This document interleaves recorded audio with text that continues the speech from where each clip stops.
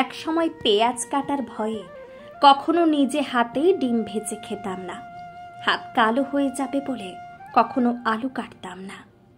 সবজি কাটার ভয়ে মা যখন রান্নাঘরে ঢুকতো তখন তার পাশে পাশেও থাকতাম না।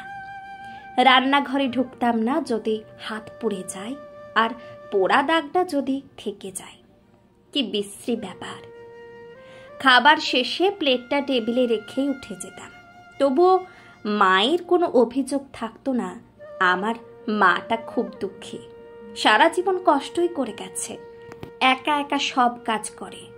কখনো বলেনি আমার মেয়ে কোনো কাজ করে না, বরং বলে আমার মেয়েটার কাজ করার কোনো প্রয়োজন নেই, মেয়েটা সারাদিন খুব খাটুনির উপরে থাকে। আজ যখন পেঁয়াজ কাটি, সবজি কাটি, আলু কাটি, রান্নাও করি, তেল ছিটে আসলে শব্দ করি না। তখন মায়ের মুখটা চোখে ভাসে আর দু চোখ গড়িয়ে মায়ের জন্য জল পড়ে। তখন খুব ইচ্ছা হয় আবার যদি মায়ের কাছে চলে যেতে পারতাম, তাকে কোনো কাজ করতেই দিতাম না।